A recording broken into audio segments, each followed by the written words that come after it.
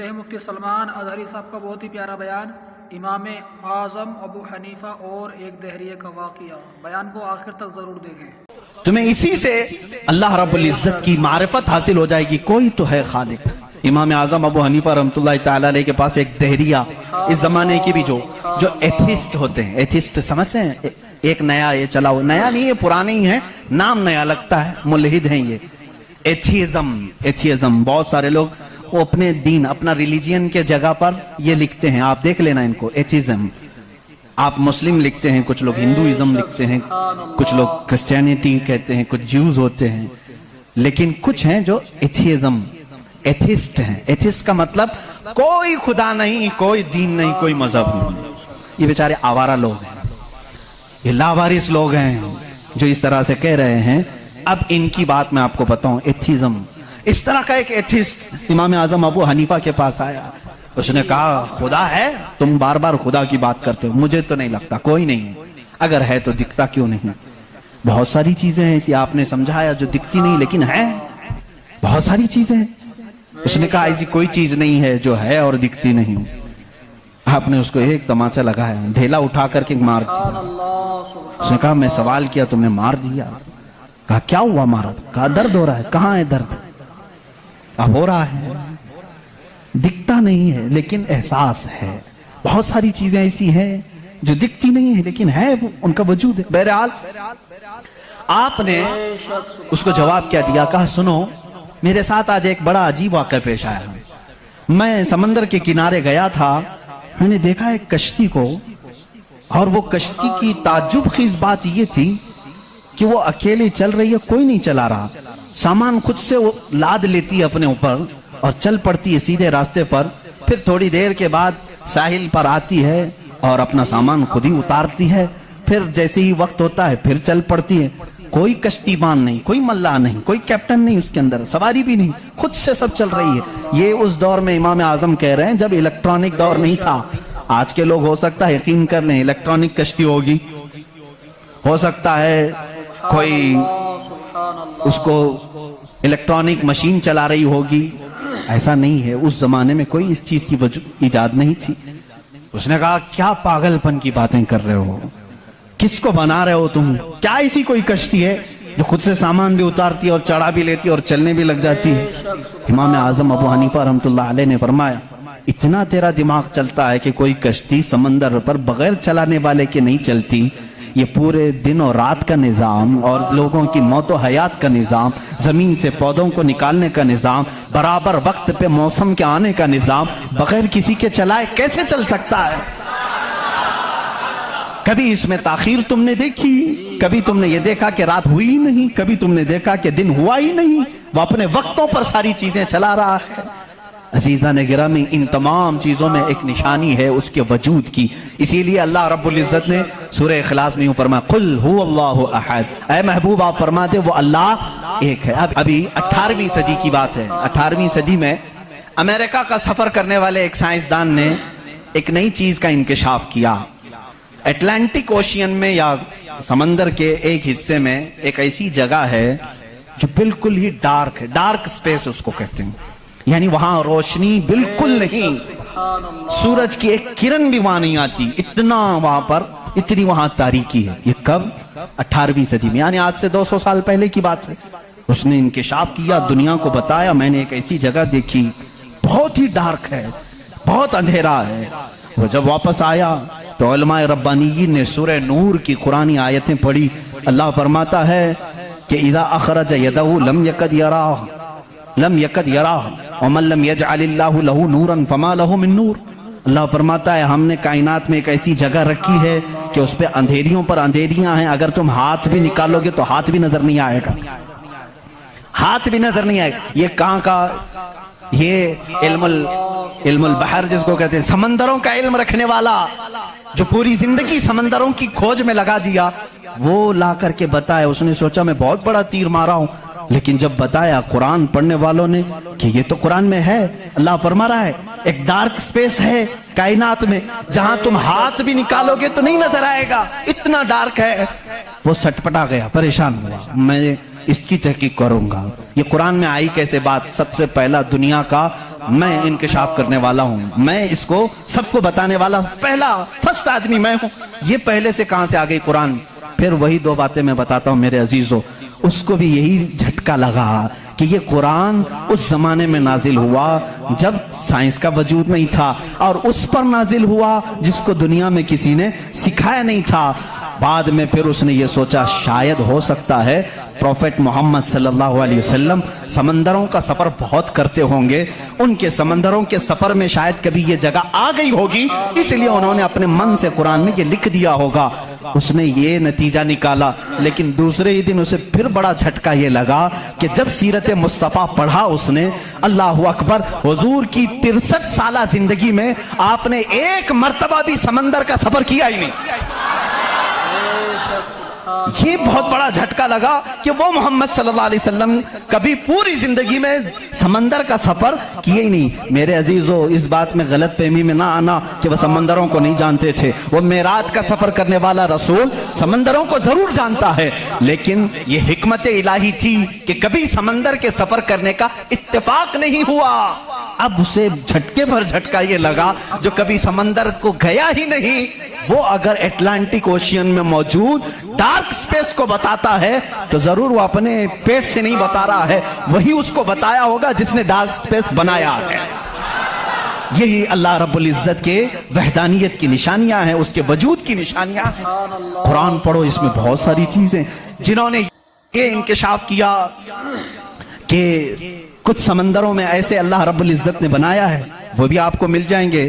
2 سمندر ملتے ہیں اور دونوں کا رنگ الگ ہے, ایک سمندر نیلا ہے, ایک سمندر پیلا ہے, دونوں کا ٹیسٹ بھی الگ ہے, ادھر کا میٹھا ادھر کا کھارا نمکین ہے, لیکن وہ بہت دور تک ملتے ہوئے جاتے ہیں. لیکن اس کا پانی اس میں نہیں آتا, اس کا پانی اس میں نہیں آتا. کیوں نہیں آتا؟ اللہ فرماتا مرج البحرین یلتقیان, مرج البحرین یلتقیان بینہما برزخ لا یبغیان فبأی آلاء ربکما تکذبان. اس رب ذوالجلال نے فرمایا ہم نے 2 سمندروں کو بہایا ہے, دیکھنے والوں کو ایسا لگتا ہے کہ یہ مل گئے ہیں, لیکن ہم نے اس میں نہ دکھنے والی ایک ایسی دیوار بنائی ہے کہ اس کا پانی اس میں نہیں ملتا, اس کا پانی اس میں نہیں ملتا. یہ بھی کون سے رسول کی زبان سے اللہ تعالیٰ بتا رہا ہے لوگوں کو جو رسول کبھی سمندر کا سفر کیا ہی نہیں. اس رسول کی زبان سے اللہ نے 2 سمندروں کے ملنے کی بات کی. سائنسدانوں, اب تو تمہیں ماننا ہی چاہیے کہ قرآن رسول کا اپنا بیان کیا ہوا کلام نہیں ہے, اسی کا یہ کلام ہے جس نے سمندروں کو اس طرح پیدا کیا. اللہ رب العزت کا یہ کلام اتنی نہیں, یہ تو بڑی بڑی نشانیاں میں نے کہا. اگر اس کی معرفت, اس کی کھوج میں لگ جاؤ گے تو زندگی تمام ہو جائے گی. میں تو کہتا ہوں اللہ نے ایک بات یہ بھی فرمائی ہے تمہارے لیے, وَفِي أَنفُسِكُمْ أَفَلَا تُبْصِرُونَ. اللہ فرما رہا ہے تم ادھر ادھر نشانیاں ڈھونڈ رہے ہو, ہم نے تمہاری ذات میں اپنی نشانیاں رکھی ہیں, تم نہیں دیکھتے؟ تمہاری ذات میں ہماری نشانیاں ہیں, تم نہیں دیکھتے؟ اتنی نشانیاں ہیں, اس کے لیے آپ کو کئی علوم پڑھنے کی ضرورت ہے. ظاہر سی بات ہے انسان کے ایک ایک پارٹ پر جو ریسرچ کرتا ہے وہ اپنے وقت کا ایک بڑا ڈاکٹر بنتا ہے. خالی صرف دل پر جس نے ریسرچ کیا وہ کارڈیالوجی ہے, جو صرف کڈنی پر ریسرچ کیا وہ نیفرولوجی ہے, اور جو صرف رگوں کو دیکھا ہے وہ نیورولوجی ہے. پارٹ پارٹ پر انہوں نے پوری زندگیاں ختم کی. پورے انسان کو پڑھا کس نے آج؟ کون پڑھا ہے؟ اسی لیے امام اعظم ابو حنیفہ رحمۃ اللہ علیہ نے فرمایا من عرف نفسہ فقد عرف ربہ. جس نے صرف اپنی ذات کو پہچان لیا وہ اپنے رب کو پہچان لے گا. تمہارے جسم میں جس طرح کی چیزیں اللہ نے بنائی, ڈاکٹر سے جا کر کے پوچھو کہ ہمارے جسم کے اندر کا جو نظام ہے, ایک بار جو نس کٹ گئی 1000 ڈاکٹر مل کر کے وہ نس نہیں قائم کر پاتے. یہ رگوں کا سلسلہ ایسا ہے. اور فرمایا گیا, بلکہ تحقیقات بتاتی ہیں ہمارے جسم کے اندر موجود یہ نسوں کو, رگوں کو نکال کر کے اگر بچھا دیا جائے کئی 1000 کلومیٹر لمبی ہو جائیں گی, کئی 1000 کلومیٹر لمبی ہو جائیں گی. یہ نسوں کا اتنا لمبا سفر ہو جائے گا. اتنا سارا مواد اللہ نے تمہارے جسم میں رکھا. اور رب تعالیٰ یہ فرماتا ہے, مفاہیم آیات میں بیان کر رہا ہوں, کبھی آپ نے سوچا ہم نے زبان سے جو جو چیزیں کھائی, اللہ اکبر. میں ایک بڑے محقق کے حوالے سے کہتا ہوں, روٹی کو انہوں نے کہا तुम्हारी रोटी तुम्हारे खाने अल्लाह की निशानियां है। मैंने पूछा रोटी भी निशानी है अल्लाह की? कहा हाँ। तुम एक रोटी को कहां कहां से हासिल करते हो? अनाज खेत से लिया, फसल जब आई उसको कुटाया, पिसाया, आटा बनाया, फिर घर में लाया, गूंदने के लिए दिया, आटा गूंदा गया, रोटियां बेली गई, तवे पर रखी गई, बन गई। कितनी मंजिलों से गुजरी, खेत से आई, पिसाई में गई, गुंदाई में गई, पकाई में गई, अब उसके बाद रेडी होकर तुम्हारे बर्तन में आई। इसके बाद तुमने क्या किया? अब तक सब तुम्हारा इख्तियार चल रहा है, तुम अपनी मर्जी से कर रहे हो। गेहूं का लाना है, जौ का लाना है, जवार का लाना है, किसका लाना है, तुम्हारी मर्जी। आटे से कितना गूंदना है, नरम गूंदना है, मोटा गूंदना है, तुम्हारी मर्जी। रोटी मोटी पकानी है, पतली पकानी है, तुम्हारी मर्जी। रोटी पक जाने के बाद 4 टुकड़े करने, 5 टुकड़े, 2 टुकड़े, तुम्हारी मर्जी, सब तुम्हारी मर्जी है। इसके बाद तुम चबा करके खा गए, उस रोटी को चबाकर खा गए, निगल गए। ये रोटी जब हलक से उतर गई, अब तुम्हारी मर्जी नहीं है। उस एक ही रोटी से गोश्त भी बनता है, उसी एक रोटी से खून भी बनता है, उसी एक रोटी से मनी भी बनती है, उसी एक रोटी से पीप भी बनता है, उसी एक रोटी से कफ और बलगम भी बनता है, उसी एक रोटी से सब चीजें बन जाने के बाद हमारे फुजलात भी निकलते हैं। मैं नहीं समझ पाया। ऐ मेरे अजीजों, मुझे बताओ, एक रोटी लो, उसके एक टुकड़े से तुम गोश्त बना के दिखाओ, दूसरे टुकड़े से तुम खून बना के दिखाओ, तीसरे टुकड़े से तुम पीप बना के दिखाओ, चौथे टुकड़े से तुम बलगम बना के दिखाओ, नहीं कर सकोगे। इसलिए कि सिर्फ गूंदने पकने तक तुम्हारी मर्जी चलती है, हलक से नीचे उतर जाने के बाद खुदा कदीर व जब्बार का निजाम चलता है। तुम्हारे रिस्क में उसकी निशानियां हैं। कौन है जो बनाता है हमारे जिस्म के अंदर इस रोटी से हमारे जिस्म का हिस्सा? पूछो, जाकर किसी से भी पूछो, ये हमारा जिस्म मोटा ताजा गोश्त कैसे बन गया? ये खाने अच्छे खाओगे, इससे बन गया। हमने कहा हम खाने काजू बादाम भी खा रहे हैं तो भी गोश्त बन रहा है, रोटी खा रहे हैं तो भी गोश्त बन रहा है, चावल खा रहे हैं तो भी गोश्त बन रहा है। और खून ऐसा लिक्विड है कि बाजार में मिलता नहीं, किसी इंसान का ही लेना पड़ता है। इसको कौन बनाया है? कहा इसको भी रोटी से ही बनाया है, काजू बादाम से ही बनाया है, फलों से ही बनाया है। हम पूरी दुनिया की ग़िज़ाएं लाकर चक्की में पीस करके भी खून का एक कतरा नहीं पैदा कर सके, लेकिन वो रब्बे ज़ुल जलाल हमारे लुक्मे के नीचे जाते ही निजाम को शुरू फरमा दिया है। कैसा वो निजाम है, कैसा वो निजाम है। ऐ मेरे अजीजों, इसीलिए मेरा मौला फरमाता है फी अनफुसिकुम अफला तुबसिरून, तुम्हारी जात में मेरी निशानियां हैं, क्यों तुम नहीं देखते, क्यों तुम नहीं देखते। मैंने साइंस की एक तहकीक पढ़ी, अल्लाह अकबर, हैरत होती है। उन्होंने ये तहकीक करके बताया, ये जो तुम्हारी पलकें झपकती हैं, खुलती भी हैं, झपकती भी हैं, जानते हैं आप ये कितनी हल्की है और किसी को एहसास भी नहीं होता कब झपकी कब खुली, किसी को एहसास नहीं होता। कहा इसके अंदर कौन सी ताकत है? क्या रबर है, मैग्नेट है, कैसे ये कैसे होती है? इसको एक साइंसदान ने कहा कि अगर किसी की पलक झपकना छूट जाए, नहीं झपक सकती, तो उसको बिल्डोजर से खींच के भी बंद नहीं कर सकोगे, इतनी ताकत लगा करके भी उसे बंद नहीं कर सकोगे। ऐसा फ्लेक्सिबल है, ऐसा रबर है। और अगर बंद हो गई तो खोल भी नहीं सकोगे, पूरी ताकत लगा के टूट के फट जाएगा ये पलक, खुलेगी नहीं, नहीं खुलेगी। झपक गई तो वही रह गई, खुली तो बंद नहीं होगी। पूरी दूसरी कोई भी अल्टरनेट ताकत से अगर तुम चाहो इसको बंद करना या खोलना, नहीं कर सकोगे। उन्होंने कहा बस हमारे इन पलकों में अल्लाह ताला ने एक हल्का सा रबर रखा है जो फ्लेक्सिबल है और बगैर तुम्हारे चाहे भी ये हिलती है, बंद होती है। और कहा कि अगर इन पलकों में ये झपकने और खुलने का मादा ये खत्म हो जाए, ये रबर, ये फ्लेक्सिबिलिटी खत्म हो जाए, तो वो इंसान पागल हो सकता है, बल्कि आंख न बंद होने की वजह से वो मर भी सकता है। वफी अनफुसिकुम अफला तुबसिरून। हम इन तमाम नियामतों को समझ नहीं पाते, बल्कि दिन में हजारों बार झपकते हैं, खोलते हैं, एहसास नहीं है इस नियामत का। अगर ये बंद होना खत्म हो जाए या बंद हो गई, खुल ना सके, तो क्या कर ले जाओगे? कुछ नहीं कर सकोगे। बल्कि मेरे अजीजों, तुम्हारे जिस्म पर मौजूद ये रोंगटे, ये बाल भी अल्लाह की अलामत हैं, निशानियां हैं। दिल जितनी मर्तबा ये धड़कता है, इसके अंदर जो प्रेशर है, कहा गया है یہ جو خون کو دبا کر کے جسم میں پھیلاتا ہے، اس کے متعلق سائنس یہ کہتا ہے اتنا پریشر ہے کہ دنیا میں کسی فوارے پہ، کسی فاؤنٹین میں اتنا پریشر نہیں ہوگا جتنا دل میں پریشر ہے، اور یہ اتنی تیزی سے ایک بار پمپ کرتا ہے کہ خون پورے جسم میں ناخن تک آ جاتا ہے۔ ایک بار کے پمپ پر ایک بار اس طرح دل نے دبایا خون کو بار تو خون ناخن تک پہنچتا ہے، اتنا پریشر اس کے اندر ہے۔ امریکہ کی ایک لیبارٹری میں ایک پاکستانی عالم دین گئے تھے، ریڈیالوجی بھی غالباً کچھ ہے جس میں آوازیں سننے کا آلہ ہوتا ہے، ایک مشین ہوتی ہے جسم کے اندر حرکت کرنے والی ہر آواز کو اس میں سنا جا سکتا ہے۔ ہم تو یہاں ہاتھ رکھتے ہیں تو دھک دھک دھک کی آواز آتی ہے، تو انہوں نے کہا ہم آپ کو اس سے سناتے ہیں۔ ایئر فون لگائے گئے، بڑی بڑی مشینیں تھی، ہلکی سی بھی وہاں پر ہوا بھی آتی تو اس کی زور آواز آتی ہے۔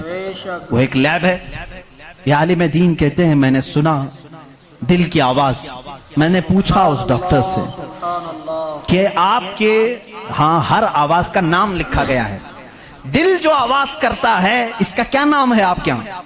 کہتے ہیں دل جو ہے لپ لپ لپ لپ یہ آواز کرتا ہے، سائنس میں یہ لکھا گیا ہے۔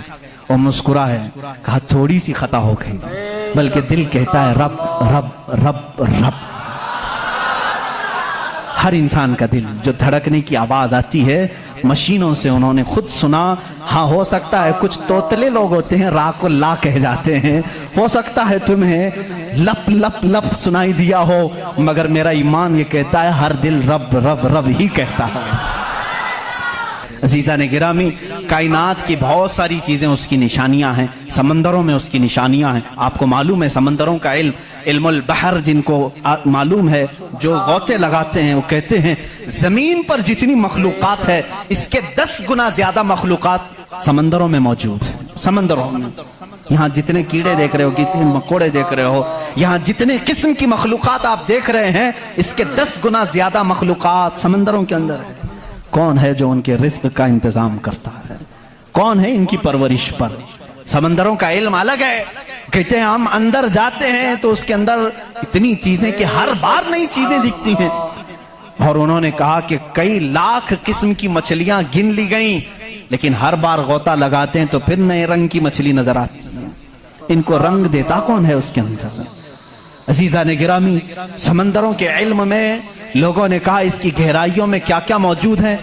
کچھ باتیں تو عقل تسلیم کرتی ہیں، جیسے آپ کو میں نے کہا سمندر میں مچھلیاں ہیں، اندر پیڑ پودے بھی ہیں، آپ سب تسلیم کریں گے، ہوتے ہوں گے، مخلوقات ہیں، ہاں ہوتے ہوں گے، سب ہوتے ہوں گے، لیکن ایک قرآن کے فرامین تفاسیر میں یہ کہا گیا ہے سمندر کے اندر آگ بھی ہے۔ اب کہاں سے تسلیم کرو گے؟ سمندر کے اندر آگ ہے، کیسے تسلیم کرو گے؟ ظاہر سی بات ہے تم انکار کرو گے، پانی اور آگ ہو ہی نہیں سکتا، اور وہ بھی پانی ہلکا پھلکا پانی نہیں، سمندر کا جوشیلا پانی۔ اور یہاں پر اسلام میں یہ باتیں کہی گئی ہیں کہ سمندر کے اندر آگ ہے، لیکن یہ دنیا کو اس وقت نظر آ گیا جب سونامی آئی تھی۔ انڈونیشیا میں جو ساحل پر سونامی کی لہریں جنہوں نے دیکھی، جس کی رفتار 2000 کلومیٹر پر آر تھی، 2000 کلومیٹر پر آر کی رفتار سے وہ پانی چل رہا تھا، اور اس کی ہائٹ جو موجوں کی وہ 200 فٹ اونچی تھی۔ 200 فٹ اونچی لہریں 1000 کلومیٹر پر آر کی رفتار سے جب جا رہی تھی تو مشاہدہ کرنے والوں نے کہا جب وہ لہریں چلتی تھی تو پیچھے آگ کے شعلے نکلتے تھے، سمندر میں آگ کے شعلے نکلتے تھے۔ آج سائنس اس بات کو تسلیم کر چکا ہے، سمندر میں کئی ایسے پہاڑ ہیں جو آتش فشاں ہیں، جن کو وولکینو کہا جاتا ہے، آگ اگلنے والے پہاڑ ہیں، آگ اگلنے والے پہاڑ ہیں۔ وہ کئی مہینوں میں اور سالوں میں اپنے اندر موجود آگ کو باہر اگلتے ہیں تو سمندر میں طغیانی آ جاتی ہے، سمندر کے اندر موجوں کی بھنور آ جاتی ہے۔ یہ تمام چیزیں آج سائنس کہہ رہا ہے، میرا مولا قرآن میں اس چیز کو بیان فرما رہا ہے، جبکہ پھر میں آپ کو بتا رہا ہوں قرآن اس ماحول میں اترا جب سائنس نہیں تھا، اور اس رسول پر اترا جو سمندروں کا سفر نہیں کیا تھا۔ یہ پیڑ پودوں کے علم کے لیے بھی قرآن موجود ہے۔ اللہ رب العزت ان کے متعلق بھی فرما رہا ہے، ان کے جوڑ بنائے گئے۔ آج دنیا یہ کہہ رہی ہے کہ ایک پیڑ کو دوسرے پیڑ سے لگاتے ہیں تو پھل اچھے آتے ہیں، پھل اچھا آتے ہیں. یہ حدیث پاک میں ملتا ہے. مدینہ طیبہ میں کلمی کرتے تھے صحابہ اس وقت کھجوروں کی. عزیزان گرامی، مفتی سلمان اظہری صاحب کا بیان اچھا لگا ہو تو لائک کریں، شیئر کریں، چینل کو سبسکرائب کریں. ایسے ہی بیانات سننے کے لیے چینل کو فالو کریں. چلیے نعت پاک کی چند اشعار سماعت کرتے ہیں. درود پاک پڑھ لیجیے. اللہم صلی علی سیدنا و شفیعنا و حبیبنا و کریمنا و ملجانا و مأوانا محمد صلی اللہ تعالی علیہ وآلہ وسلم. جو یاد مصطفیٰ سے دل کو بہلایا نہیں کرتے، جو یاد مصطفیٰ سے دل کو بہلایا نہیں کرتے،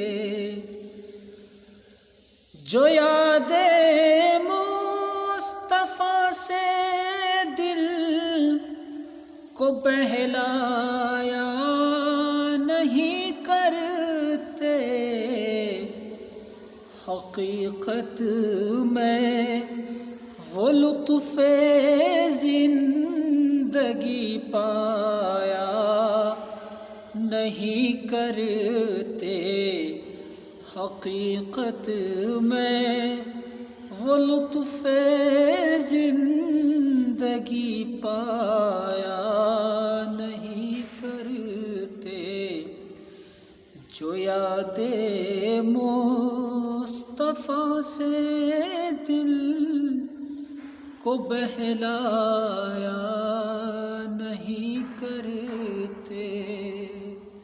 بیان اچھا لگا ہو، نعت پاک اچھی لگی ہو تو چینل کو ضرور سبسکرائب کریں اور ایسے ہی بیانات سننے کے لیے